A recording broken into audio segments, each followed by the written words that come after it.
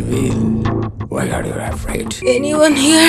Producer Dhiman এবং আমাদের যে কো ডিরেক্টর যে কাকন আছে, সে বলল আমি একটা আন্তর্জাতিক চলচ্চিত্র উৎসবের জন্য একটি চলচ্চিত্র বানাতে চাই দাদা, এবং থিওরিটিক্যাল ফিল্ম, যেটা একমাত্র ফিল্মের স্টুডেন্টের জন্যই এই ছবিটা তৈরি করা হবে। In this world, just for you. তখন আমি ওদেরকে বললাম যে অবশ্যই এই চলচ্চিত্রটি নির্বাক চলচ্চিত্র হওয়া উচিত, সার্বজনীন ভাষা যেহেতু, সেটা তো নির্বাকই হওয়া উচিত, ঠিক না? তো কিছু অংশ আমি ওই যে আমি তো 1 মাস যাবৎ সিলেক্ট করার পরে গ্রুমিং করিয়েছি। আমার তত্ত্বাবধানে প্রধান শিক্ষক আমিই ছিলাম, আবার চলচ্চিত্র অনেকেই ছিলেন, কিন্তু মূলত আমি 30 দিনের ভিতর 20 দিনে আমি ক্লাস নিয়েছি মেথড অ্যাক্টিং, ন্যাচারাল ফটোগ্রাফি এবং র ফিল্ম, ব্রেক ফিল্ম যেটাকে বলা হয়, এটার উপরে। What is in your mind? You can tell me. Theoretical film যেহেতু অ্যাক্টিং, তা শিখিয়েছি যে মেথড অ্যাক্টিং কী করে হয়, যেটা একদম ফিল্মের অভিনয়। তখন কিছু অংশ নির্বাক করেছি, তো ধীমন দেখার পরে এডিটিং বলে, দাদা ছবিটার ভাষা এতটাই কিন্তু আরেকটা কেন খুঁত থাকবে, হ্যাঁ নির্বাক বললে সেই যুগ ভাববে।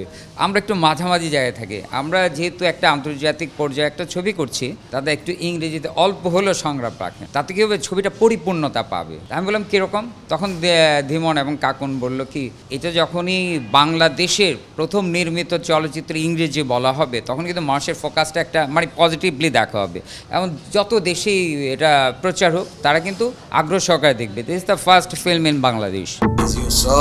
You saw mastery. International languages film, English. তখন আমি বললাম একটু সময় নিই, আরও 1 মাস আমি সময় নিলাম, এবং বিশ্বের যে থিওরির উপর আমি তো 40 ইয়ার্স এই লাইনে, তারপর আরও পড়লাম, আরও জানার পর মনে হলো যে না, ধীমন এবং কাকুন এটা পারফেক্টলি বলেছে। আপনি জানেন যে একটা আন্তর্জাতিক চলচ্চিত্র ভাষার সীমাবদ্ধতার কারণে কিন্তু অনেক ছবিগুলো কিন্তু মুখ থুবড়ে পড়ে, ঠিক না? In our mother's home.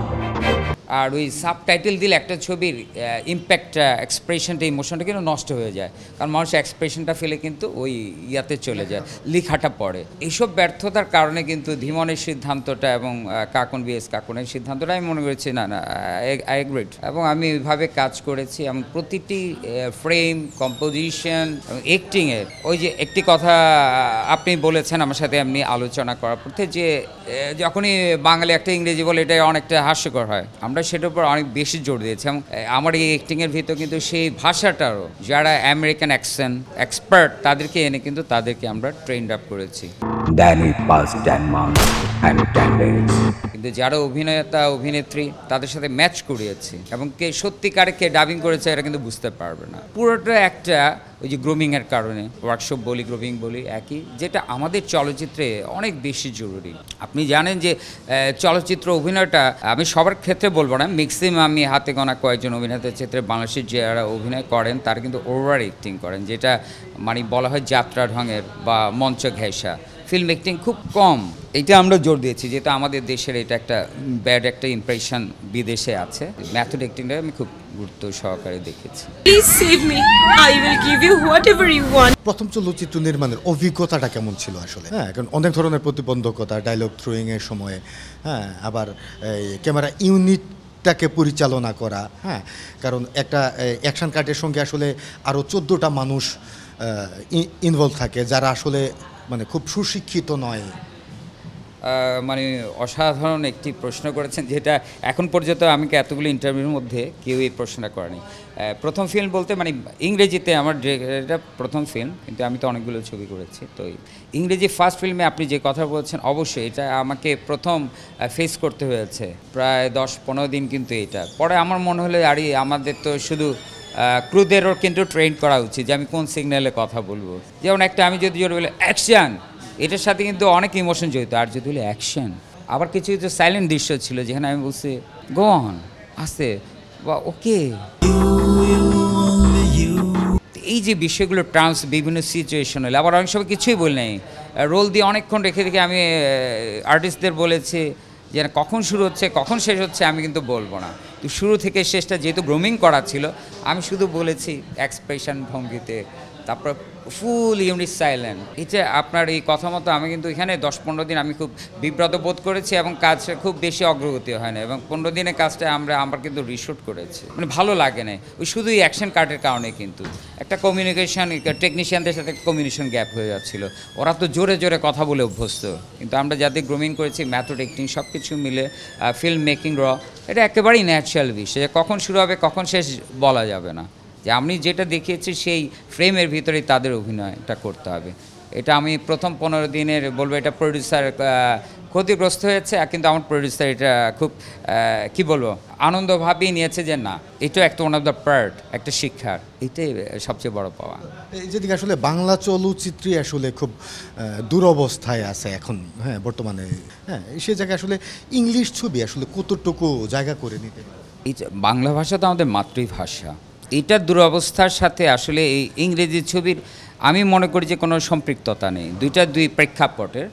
যেমন আমরা তো আন্তর্জাতিক প্রেক্ষাপটে চিন্তা করিয়েছি যে আমরা চেয়েছি আমার দেশটাকে রিপ্রেজেন্ট করতে, এখানে আমাদের মাতৃভাষাটা কেন আমরা রিপ্রেজেন্ট করি না, কারণ এটা ইন্টারন্যাশনাল ল্যাঙ্গুয়েজ ইংলিশ, জাতি ধর্ম বর্ণ দেশ নির্বিশেষে পুরো পৃথিবীতে একটা ভাষা যেটা সবাইকে আন্তর্জাতিকভাবে শিখতে হয় বা জানতে হয় এবং জানিও বেশি। There is another life after life.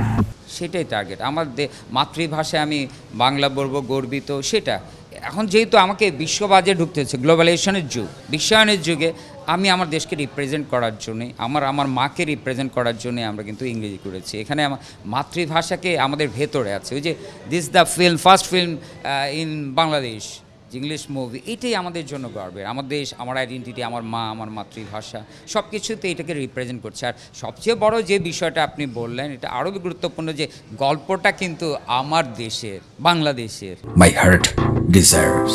আমি মনে করছি যে I have confidence in my ability, I always believe that I am the best, so I can do the best everything. আমি সবসময় সেরা কিছু করার চেষ্টা করি, তো আমি আমার জান প্রাণ দিয়ে করেছি। আমি বিশ্বাস করি, আমার বিশ্বাসের জায়গাতে যে 100-তে 100 এনে দিবে, কারণ এটা চলচ্চিত্র বোদ্ধাদের ছবি, চলচ্চিত্র স্টুডেন্টদের ছবি। তারপরে যদি সাধারণ দর্শকের যদি ভালো লাগে, দর্শকই সব। তারপরেও আমি বলবো দর্শক যদি বকাও দে, মানে আমি খুব খুশি, দেখে বকা দিক এবং হলে আসুক। হলে প্র্যাকটিসটা খুব জরুরি। যেমন আপনি দেখেন বিভিন্ন দেশে কিন্তু ছবি কিন্তু বড় হলে গিয়ে দেখে, চলচ্চিত্র মূলত কিন্তু বিগ স্ক্রিনের জন্যই তৈরি। তো বিগ স্ক্রিনে এসে দেখুক, এটা একটা প্র্যাকটিস করুক, প্র্যাকটিস করলে কী হবে, শিল্পটা দাঁড়িয়ে যাবে। Hey, when did you come here? Huh? এই শিল্পটার জন্য দেখা গেছে পুরো পৃথিবীতে যে রাজস্ব হয় তার মধ্যে এই সিনেমা দিয়ে কিন্তু মানে এন্টারটেইনমেন্ট কি বলবো মিডিয়া দিয়ে কিন্তু সব কিছু কাভারেজ হয়, একটা বাজেটের বড় অংশ। আমি বিশ্বাস করি যে আমার দেশও একদিন যেমন কীভাবে এটা অ্যাডভান্স হয়, সেন্ট্রাল সার্ভার যেমন আমার প্রতিটা হলে হলে প্যান ড্রাইভ হার্ড ড্রাইভ দিতে যেই পরিমাণ কস্ট, সেন্ট্রাল সার্ভার হলে সেটা কিন্তু হয়ে যাচ্ছে। আমি এক জায়গার থেকে পাইরেসি হয় না, কেউ যেহেতু হলের নাম থাকে, এগুলো অনেকগুলো বিষয় আস্তে আস্তে ডেভেলপ করছে, ডেভেলপমেন্ট কর্পোরেশন তো ডেভেলপ করছে আমরা জানছি। আমি মনে করি আমার দেশ পৃথিবীতে বাংলাদেশ এই যে অস্কার যে দুর্লভ পুরস্কারটা খুবই পাবে, কারণ আমার দেশের মানুষ এত মেধাবী কিন্তু ওরা কিন্তু ওয়েগুলো জানে না। যেমন আমি 40 বছর এখানে থাকতে দেশে বিদেশে প্রত্যেকবার আমি ইন্টারন্যাশনাল ফিল্ম ফেস্টিভ্যালে যতবার অ্যাটেন্ড করেছি তার একটা হলো তোমরা কেন ইংরেজি ছবি করো না, বাংলাদেশের সাবটাইটেল দিচ্ছ বা কেন নির্বাক করছে না। আমি কিন্তু বাংলাদেশের প্রথম নির্বাক চলচ্চিত্রের পরিচালক, অভিনেতা, প্রযোজক এবং নায়ক, কিন্তু যেটা the one and only film, এবং মন্ত্রণালয় সেন্সর বোর্ড কিন্তু সেটাই দিয়েছে। এবং আজকে যে সার্টিফিকেশন বোর্ড, এটা কিন্তু আমি 22 বছর যাবৎ আন্দোলন করে কিন্তু বলেছি। আমি বললাম যে স্বাধীন দেশে কখনো সেন্সর বোর্ড থাকতে পারে না। সার্টিফিকেশন বোর্ড আমাকে সার্টিফিকেট দিচ্ছে, আমাকে আমার মেধাকে সেন্সর করার কিন্তু কারো রাইট নাই।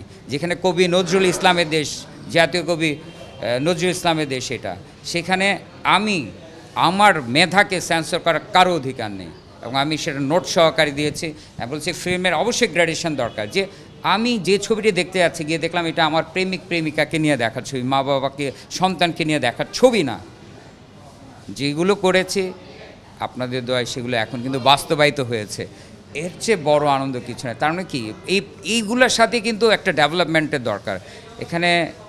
আর এখন দেখবেন আমার এটা বিশ্বাস যে এই ইংরেজি চলচ্চিত্র দেখে অন্তত স্টুডেন্টরা নিয়মিত ইংরেজি ছবি বানাবে, কেন আমার দেশকে রিপ্রেজেন্ট করতে, আমার দেশের গল্পটা তো যাচ্ছে। Who can save me from this danger?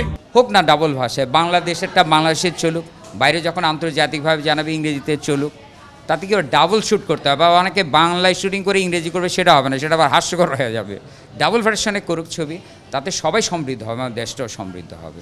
এখন তো বলা হয় যে এই যুগের মানে বর্তমান যুগের সর্বশ্রেষ্ঠ বিনোদন মাধ্যম হলো চলচ্চিত্র। মানে চলচ্চিত্রকে ঈশ্বর বলা হয় বিনোদনের, যেহেতু 16 কলায় পরিপূর্ণ একটি মাধ্যম, এটি পরিপূর্ণ একটি মাধ্যম। এই চলচ্চিত্রকে যত সমৃদ্ধ করতে পারবো, আমাদের দেশ জাতি আমাদের সন্তান অনেক ভালো থাকবে। আমরা যদি আমাদের সোনালী অতীতকে দেখি, দেখেন মা বাবাকে ভক্তি করে একটি চলচ্চিত্র তৈরি হয়, মা বাবাকে সালাম করে আচার আচরণ দেখে আমরা কিন্তু চলচ্চিত্রতে অনেক কিছু শিখেছি।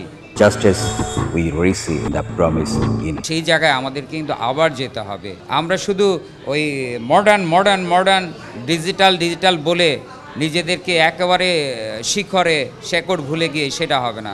আমাদের শেকড়কে মনে রাখতে হবে, আমাদের রুটসকে মনে রাখতে হবে। আমরা যখন আমাদের মা বাবাকে পরিবারকে সম্মান করব, তখন কিন্তু আমাদের অস্তিত্বটা, আমাদের জাতিসত্তাটা কিন্তু জাগ্রত হবে। আমরা সব সময় আপনি দেখেন পুরো বিশ্বে কিন্তু এখন বাঙালিয়ানাকে কিন্তু মানে অনুসরণ করা হয়।